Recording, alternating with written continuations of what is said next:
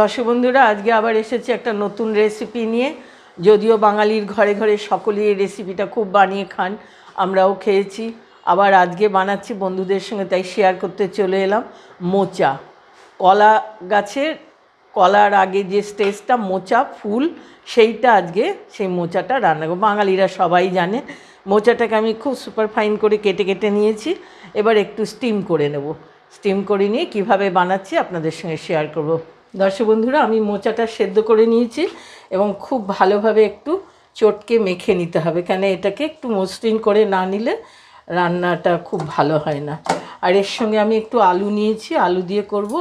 আর ধনে, আদা বাটা, লঙ্কা, আর ফোড়নে দেবো সাদা জিরে, তেজপাতা, শুকনো লঙ্কা আর ধনে জিরে গুঁড়ো। এটা নিরামিষ তরকারি, আমাদের বাঙালির ঘরে ঘরে সকলেই জানে। রান্নাটা শিখে করলে খুবই ভালো। আর সব দর্শক বন্ধুদের বলছি, এটা খুব হেলদি একটা রেসিপি, খাওয়া ভালো।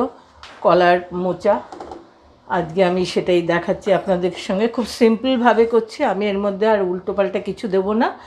নিরামিষভাবে যেভাবে করে, আমি প্রথমেই একটু তেল দিয়ে দিচ্ছি, একটু তেল বেশি লাগে এতে। এবারে জিরে, তেজপাতা, শুকনো লঙ্কা ফোড়নে দিলাম, আলুটা দিয়ে দিলাম, ভাজা হবে। একটু আলুটা ভাজা করে তারপরে মশলা দেবো। একটা কাঁচা লঙ্কা দিয়ে দিলাম। আর এখানে আমি 1 চামচ আদা বাটা নিয়েছি, তারই মধ্যে 1 চামচ জিরে গুঁড়ো দিয়ে দিলাম, 1.5। এবার 1 চামচ ধনে গুঁড়ো দিয়ে দিলাম। মশলাগুলোকে আমি একটু জল দিয়ে পেস্ট করে নিয়েছি। মধ্যে এবার 1 টিস্পুন হলুদ গুঁড়ো দিয়ে দিলাম। এবার সমস্ত পেস্টটা, আমার আলুটা লাল হয়ে ভাজা হয়ে গেছে, আর বেশি ভাজার দরকার নেই। এর মধ্যে আমি পেস্টটা দিয়ে দেবো। এবার এই একটুখানি বাটিতে যে পেস্টটা লেগেছিলো, একটু জল দিয়ে দিলাম। এই সাঁতলিয়ে সাঁতলিয়ে এটা ভাজা ভাজা হবে।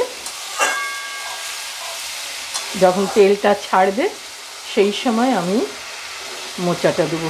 আমি মাপ মতো লবণ দিয়ে দিলাম, চামচ চিনি দিয়ে দিলাম। আমার আলুগুলো সাঁতলানো হয়ে গেছে, মশলা তেল ছাড়তে আরম্ভ করেছে। ঠিক এই সময় আমি এই মোচাটা খুব চটকে রাখতে হবে, না তো মিশবে না, মোলায়েম হবে না আর কি। এটা এর মধ্যে দিয়ে দিলাম। এই মোচা সেদ্ধ করার জলটা না এর মধ্যে দিয়ে দিলাম। আলুগুলো সিদ্ধ হবে, এতেই সব সেদ্ধ হয়ে যাবে। এবার সেদ্ধ হোক, তারপরে আবার দেখাচ্ছি। খুব ভাজা ভাজা করতে হবে।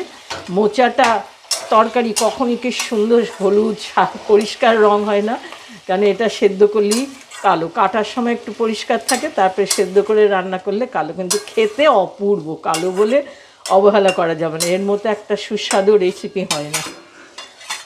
এবার এটা আমি ঢাকা দিয়ে দিচ্ছি সেদ্ধ হওয়ার জন্যে। দর্শক বন্ধুরা, আমার রেসিপিটা কমপ্লিট হয়ে গেছে। আলুও সেদ্ধ হয়ে গেছে, তরকারিটা মাখো মাখো হয়ে গেছে। এবার আমি দেবো একটু 1 টেবিল স্পুন ঘি।